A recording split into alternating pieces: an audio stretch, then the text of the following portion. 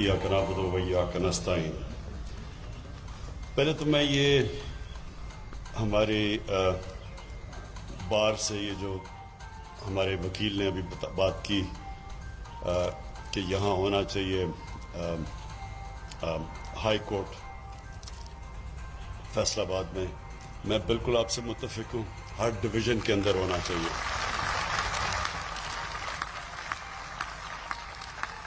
Government की primary जिम्मेदारी कि उनकी आवाम के लिए वो सहूलतें पैदा करें, उनकी ज़िंदगी आसान करें, ये होती है गवर्नमेंट की जिम्मेदारी।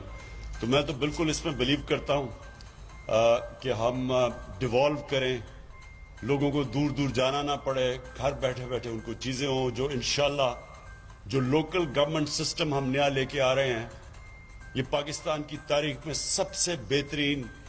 सारे हमने अपनी माजी के तजर्बे जो लोकल गवर्नमेंट के देख के तो एक ऐसा सिस्टम लेके आ रहे हैं कि आप सबको खुशी होगी कि पहली दफ़ा आपके जो शहर है, फैसलाबाद मसलन जो शहर है, ये कभी भी एक ज़हन में डाल लें कि एक प्रोविंशियल डेवलपमेंट फंड से ये कभी शहर ठीक नहीं हो सकता। ना लाहौर, अगर हम ये समझे कि जो जो जो डेवलपमेंट फंड पंजाब का उससे लाहौर चलाएंगे, अगर आप लाहौर के ऊपर पैसा खर्च करेंगे बाकी पंजाब के इलाके पीछे रह जाएंगे। सारी दुनिया के अंदर जो शहर होते हैं जो कामयाब, मैं आपको दुनिया के मॉडल्स बता रहा हूं कि लंदन है, न्यूयॉर्क है, पेरिस है, बल्कि तेहरान में मैंने जो जाके देखा, और बल्कि अब मुंबई के अंदर भी वही सिस्टम है। सब शहरों के अपने, अब वो शहर इस तरह चलता है जिस तरह एक मुल्क चल रहा है। उसका अपना मेयर होता है, इलेक्टेड मेयर होता है, जिस तरह लंदन का मेयर इलेक्टेड है, उसकी फिर पूरी कैबिनेट होती है। तो सारे लंदन के मसले लंदन में हल होते हैं और वो फिर अपने पैसे इकट्ठे करता है। अब फैसलाबाद जैसा शहर पाकिस्तान का अमीर तरीन शहर है, लेकिन उसको डिपेंड करना पड़ता है पंजाब से। जब गवर्नमेंट से पैसे आएंगे तो तब सड़कें ठीक करेंगी, तब हॉस्पिटल बनेंगे, तब यूनिवर्सिटी बनेगी। ऐसे मॉडर्न सिटीज नहीं चलती। तो हमारा जो सिस्टम है कि हर शहर का अपना इलेक्शन होगा, मेयर का डायरेक्ट इलेक्शन होगा, इनडायरेक्ट इलेक्शन नहीं होगा कि पहले यूनियन काउंसिल का इलेक्ट हो फिर वो करें। उसके अंदर पैसा चल जाता है बदकिस्मती से, वो पैसे दे के वो बन जाते हैं, वो बड़ा सिस्टम फेल हो चुका है। डायरेक्ट इलेक्शन मेयर का होगा, फिर मेयर अपनी कैबिनेट सेलेक्ट करेगा, उसके अंदर एक्सपर्ट्स होंगे, पानी के एक्सपर्ट्स होंगे, उसके अंदर एजुकेशनिस्ट होंगे। तो वो शहर एक पूरी तरह एक सेल्फ सस्टेनिंग शहर बनेगा और फिर अपने पैसे इकट्ठे करेगा। तो उसके लिए ये भी है कि इतने बड़े बड़े शहरों में अपना एक हाई कोर्ट बनना चाहिए ताकि अपने मसले आपके यहीं हल हो। अच्छा जी, मैं अब आपके सामने फैसलाबाद के सामने, क्योंकि आप पाकिस्तान का जिस तरह मैनचेस्टर कहते हैं, इंशाल्लाह एक दिन मैनचेस्टर कहेगा कि वो फैसलाबाद एक शहर था जो हमारे ऊपर बेस होके तो हमारे से आगे निकल गया। तो आपको तो बस सोचना चाहिए, सोच बड़ी, इंसान को बड़ी सोच रखनी चाहिए। देखें, पहले तो मैं आपको अपनी पॉलिसी बता दूं कि मैं क्या समझता हूं कि मुल्क के लिए क्या पॉलिसी होनी चाहिए, इस मुल्क को हमने कैसे उठाना है। इस वक्त तो हमने ये सोचना ना कि एक पाकिस्तान जिसके ऊपर तारीखी कर्जे चढ़े हुए हैं, पाकिस्तान की तारीख में जो हमें 2018 का पाकिस्तान मिला, पाकिस्तान की तारीख में कभी इतना ज्यादा कर्जा मुल्क पे अंदरूनी और बैरूनी कभी इतना कर्जा नहीं चढ़ा हुआ था, कभी इतने बड़े खसारे नहीं थे।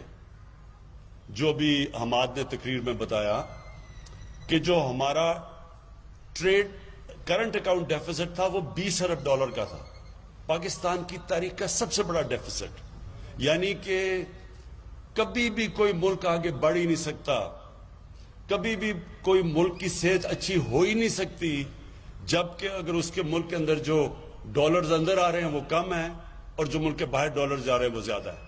यानी ये जब तक खसारा है, ना उस मुल्क की सेहत कभी ठीक हो सकती है, ना जो क्रेडिट एजेंसीज हैं दुनिया की वो कभी भी कहेंगे कि जी मुल्क की रेटिंग अच्छी है। वो हमेशा उस मुल्क को कहेंगे कि ये थोड़ी देर के बाद ये क्राइसिस में चला जाएगा। और सबसे बड़ा क्राइसिस क्या आता है कि उसकी करेंसी डिवैल्यू हो जाती है।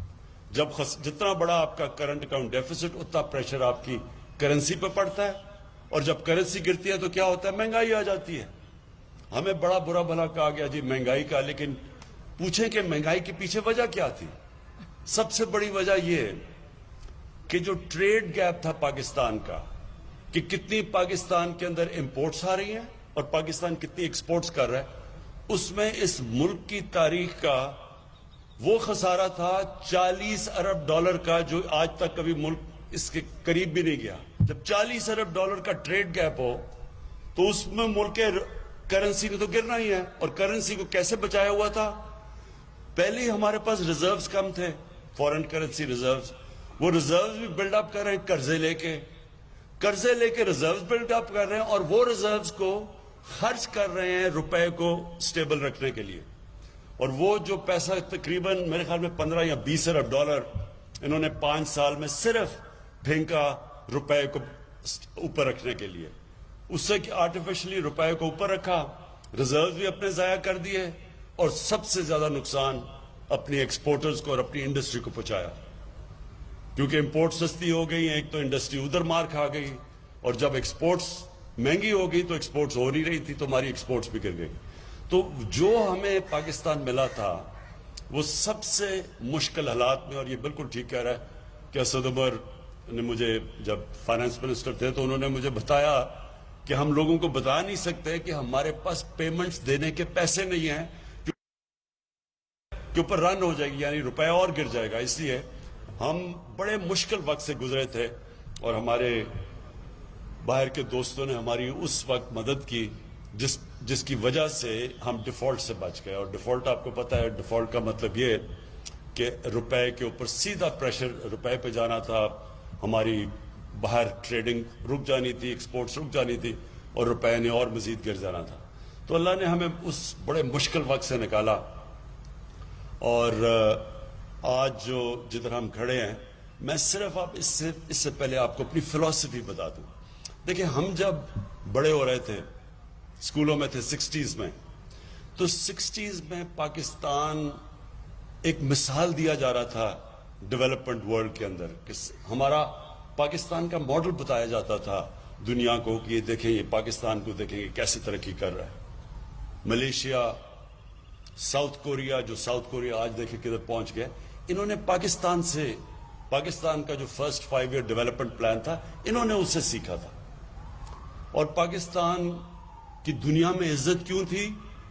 کیوں دنیا میں جب پاکستان کا پریزیڈنٹ جاتا تھا امریکہ تو امریکن پریزیڈنٹ ایئرپورٹ پہ اس کو ریسیو کرنے آتا تھا، اور پاکستان کی ایک دنیا کے اندر ایک سٹیچر تھا، اور وہی نہیں، ہمارے ادارے بھی مضبوط تھے، ہماری جو ہاسپٹلز تھے، ہماری یونیورسٹیز تھیں، ان کو ریکگنائز دنیا میں کیا جاتا تھا۔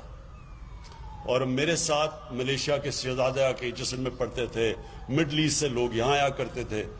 آج جو دبئی لوگ چھٹیاں منانے جاتے ہیں، دبئی کے جو شیخ تھے وہ کراچی اپنی چھٹیاں منانے آتے تھے۔ تو پاکستان کا ایک مقام تھا۔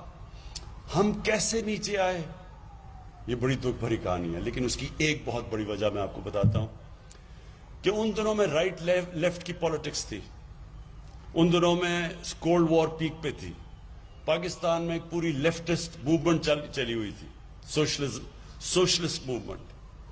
اور جب 1970 کے اندر جب ذوالفقار علی بھٹو جیتے تو انہوں نے سوشلزم، اسلامک سوشلزم کے نام پہ نیشنلائزیشن شروع کر دی۔ جب انہوں نے نیشنلائزیشن شروع کی تو اس وقت پاکستان کی انڈسٹری بھی ڈیولپ ہو رہی تھی، ہمارے بینک، پرائیویٹ بینکس بھی تھے، یعنی پاکستان ایک بڑی اوپر کی ٹریجیکٹری پہ جا رہا تھا۔ لیکن کہا یہ جاتا تھا کہ 22 خاندانوں کے اندر ساری پاکستان کی دولت محدود ہو گئی۔ یہ 22 خاندان کا پورا ایک چلا کہ پاکستان میں تھوڑے سے لوگوں کے پاس پیسہ جمع ہو گیا۔ ہونا کیا چاہیے تھا؟ دیکھیں، ہمیشہ اپنی زندگی کا تجزیہ انسان کو کرنا چاہیے۔ کامیاب انسان ہمیشہ اپنی زندگی کو سوچتا ہے کہ میں کیا کر سکتا تھا تو بہتر ہو سکے۔ کامیاب ادارے بھی یہی کرتے ہیں، سارا وقت اپنی انالیسز کرتے ہیں کہ ہم کیسے اپنے آپ کو بہتر کر سکتے ہیں۔ جب ماضی کی غلطیوں کو اب مانتے ہیں تو اب اوپر جاتے ہیں۔ ہم نے کیا غلطی کی؟ ہم نے بجائے اس کے کہ جو اگر پیسہ تھوڑے سے خاندانوں کے پاس چلا گیا تھا تو قانون ایسے لے کے آتے کہ وہ پیسہ نیچے چلا جاتا غریبوں کے اوپر، جو چائنا نے کیا ہے۔ چائنا نے جیسے پچھلے 30 سال میں انڈسٹریلائز ہوا اور ان کی دولت بڑھتی گئی تو انہوں نے وہ پیسہ استعمال کیا لوگوں کو غربت سے نکالنے کے لیے. اور انسانی تاریخ میں کبھی بھی اتنے زیادہ لوگ غربت سے نہیں نکلے 30 سال میں جو انہوں نے 70 کروڑ لوگوں کو چائنا نے غربت سے نکالا. کی دولت بڑھائی, اس دولت سے انہوں نے لوگوں کو غربت سے نکالا. ہمیں بھی یہی کرنا چاہیے تھا. ہم نے نیشنلائزیشن پہ چلے گئے, ساری ہم نے اپنی انڈسٹریلائزیشن روک دی, اور ایک مائنڈ سیٹ بھی بدل گیا کہ جس طرح ہمارے جو بیوروکریٹس بھی تھے, کئی پولیٹیشنز بھی یہ تھے کہ کوئی اگر زیادہ پیسہ بناتا تھا تو اس کو بری چیز سمجھی جاتی, جرم سمجھا جاتا تھا. کبھی بھی ایک معاشرہ آگے نہیں بڑھ سکتا جب آپ پروفٹ میکنگ کو, منافع کمانے میں اگر آپ اس کو جرم کہہ دیں. کیونکہ کوئی انویسٹ اس لیے تو نہیں کرتا کہ وہ خراج دینے کے لیے انویسٹ تو نہیں کرتا, وہ پیسے بنانے کے لیے کرتا. لیکن ہاں, جائز طریقے سے پیسہ بنائے, ٹیکس بھی دے, پروفیٹیرنگ نہ کرے. یہ جو اس کو چینی کا مافیا ہے, انہوں نے یہ جو بھی کمپٹیشن کمیشن کی رپورٹ آئی ہے تو انہوں نے تو یہ کہا کہ انہوں نے مل کے کارٹلائزیشن کی ہے, مونوپلی بنا کے تو چینی کی قیمت اوپر لے کے گئے. اس کے خلاف ہے. آپ جائز طریقے سے نفع کمائیں, گورنمنٹ ہم خوش ہوتے ہیں کیونکہ جب نفع بنے گا ہی تو مزید اور سرمایہ کاری ہوگی. تو جو ہماری اب پالیسی ہے, میں آج آپ کو کہہ دوں کہ ہماری اب پوری کوشش ہے کہ پاکستان انڈسٹریلائزیشن کی طرف چلے, پاکستان اپنی ایکسپورٹس بڑھائے. گورنمنٹ کا کام اس کو فیسیلیٹیٹ کرنا ہے, ان کے لیے آسانیاں پیدا کرنا ہے.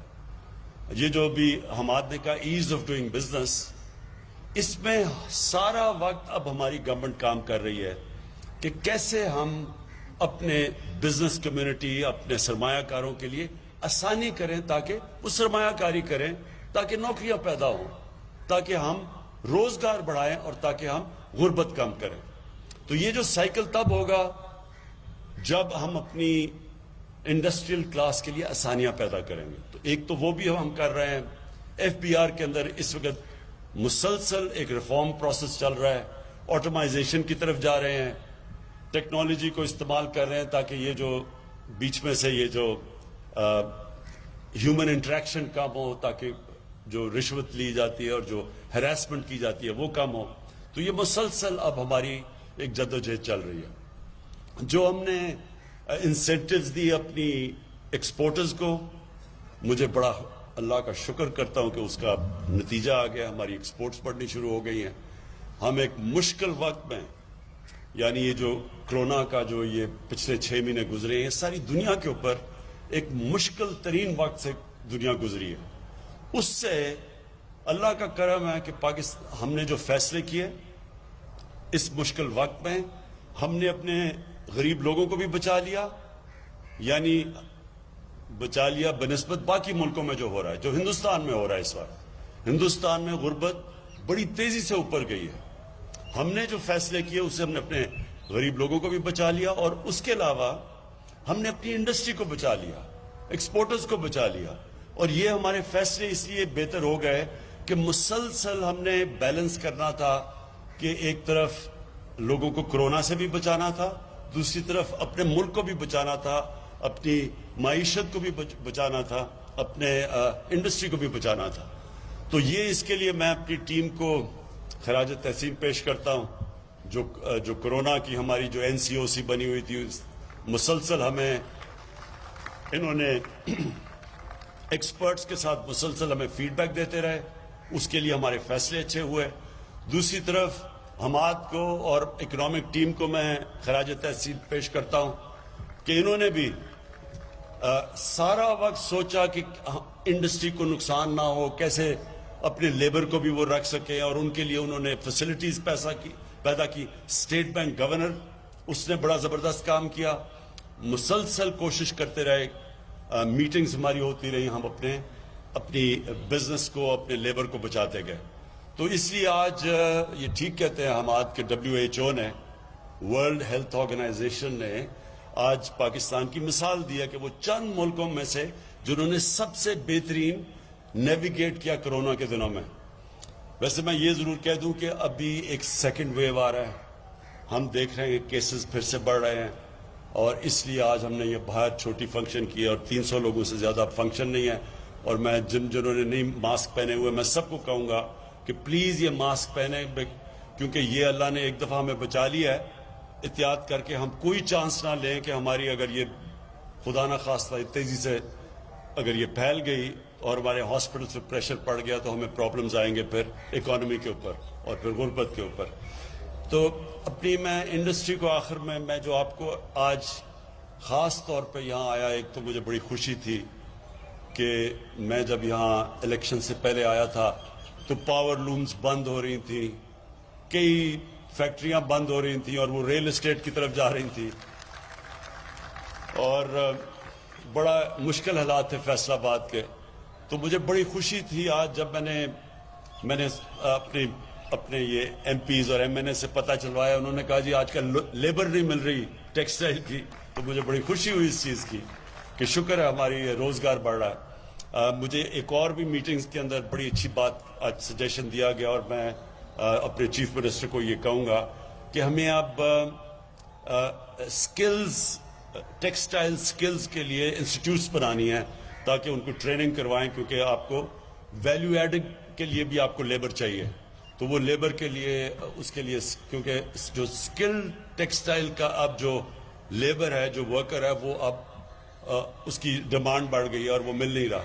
तो इसलिए हमें उसको भी करना चाहिए, क्योंकि इंशाअल्लाह हम जैसे जैसे अपनी हमारी एक्सपोर्ट्स बढ़ेंगी, और मैं आपकी जिस तरह हमाद ने भी आपसे सबसे अपील की कि मज़ीद और अब इन्वेस्टमेंट करें, और इन्वेस्टमेंट इस सोच से करें और बेफिक्र होकर करें कि ये अब आपके पास ऐसी गवर्नमेंट आई है जो कि जिसका काम है आपके मसले हल करना, जो ऐसी गवर्नमेंट आई है जिसने आपके लिए एक स्टेबिलिटी देनी है, एक ऐसी प्रिडिक्टेबिलिटी देनी है कि आप जो भी अपनी इन्वेस्टमेंट करें आपको ये फिक्र ना हो कि एकदम कोई ऐसी पॉलिसी चेंज होगी जो एकदम आपकी इंडस्ट्री को अफेक्ट करेगी।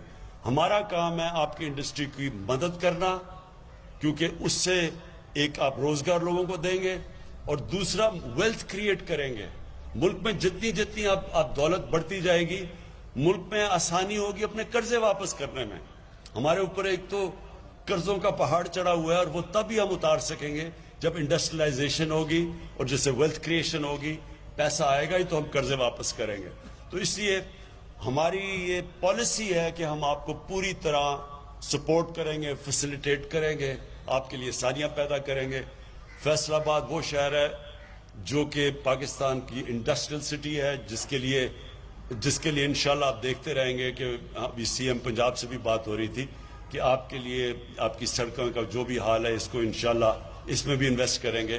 कराची हमारा है, उसके लिए हमने बड़ा पैकेज तैयार किया हुआ है, क्योंकि ये नहीं कि फैसलाबाद ने मुझे वोट दी और कराची ने मुझे वोट दी, इस वजह से नहीं, क्योंकि आप पाकिस्तान के इंडस्ट्रियल हब्स हैं। आप ऊपर जाएंगे तो पाकिस्तान ऊपर जाएगा। तो इसलिए हमारी पूरी कोशिश है आपकी मदद करने के लिए। वो और बात है कि आप में माशाल्लाह इतना शऊर था कि आपने सही पार्टी को वोट दे दी, लेकिन उसके बावजूद हम इसलिए करेंगे क्योंकि हमारी इस वक्त इंडस्ट्रियलाइजेशन, ये 1960s के बाद ये पहली दफा वो गवर्नमेंट आई है जिसका मेन पॉलिसी, इसका फैसला किया हुआ हमने कि हमने पाकिस्तान को इंडस्ट्रियलाइज करना है। तो जो भी आगे पॉलिसीज बनेंगी आपके साथ मुशावरत में बनेंगी। हम कॉन्स्टेंटली आपके साथ मुशावरत इसलिए करेंगे कि आपकी इनपुट आएगी तो हम आपकी रुकावटें दूर करते जाएंगे। और फिर अल्लाह का शुक्र है कि जो इस वक्त पाकिस्तान के इंडिकेटर्स हैं, हमारी जो इकॉनमी चलनी शुरू हो गई है, हमारी जो कंस्ट्रक्शन इंडस्ट्री है जो कि सबसे ज्यादा शहरों में लोगों को रोजगार देती है, कंस्ट्रक्शन इंडस्ट्री चल पड़ी है, और उसके साथ 30 और इंडस्ट्रीज जो रिलेटेड हैं उनके अंदर काम शुरू हो गया है। और कंस्ट्रक्शन इंडस्ट्री को जो पैकेज दिया वो भी पाकिस्तान की तारीख में पहली दफा एक अपनी कंस्ट्रक्शन इंडस्ट्री को इस तरह का पैकेज दिया। तो कंस्ट्रक्शन इंडस्ट्री, टेक्सटाइल इंडस्ट्री, और उसके अलावा जो हमने अपने वर्कर्स को अब ट्रेन करना है, लेबर को ट्रेन करना है, ताकि वो भी वैल्यू एडेड हो। वो भी मुझे पता है कि پرابلمز آ رہے ہیں ہماری اب انڈسٹریلائزیشن کے اندر، تو وہ ساتھ ساتھ ہمارا چلے گا. ہم نے اپنی جو بینکنگ سیکٹر ہے، جو ہم نے اسٹیٹ بینک آف پاکستان ہے، کبھی بھی اسٹیٹ بینک نے اس طرح کی اپنی انڈسٹری کی اور کنسٹرکشن سیکٹر کی مدد نہیں کی جو آج وہ کر رہا ہے. وہ بھی کانسٹنٹلی آپ کو فیسیلیٹیٹ کر رہا ہے آپ کے لیے آسانیاں پیدا کرنے کے لیے. اور میں آخر میں آپ سب کا شکر گزار ہوں. میں جو پاکستان کی جو انڈسٹریلسٹ یہاں بیٹھے ہوئے ہیں، آپ کو پھر سے آخر میں شور کرتا ہوں کہ ہمارا انٹرسٹ یہ ہے کہ آپ جس طرح ایک تو 60s میں انڈسٹریز کو پوری طرح پروموٹ کیا گیا تھا اور اس کی وجہ سے پاکستان آگے نکل گیا تھا سارے خطے میں، اسی طرح اب بھی ہم آپ کو کریں گے.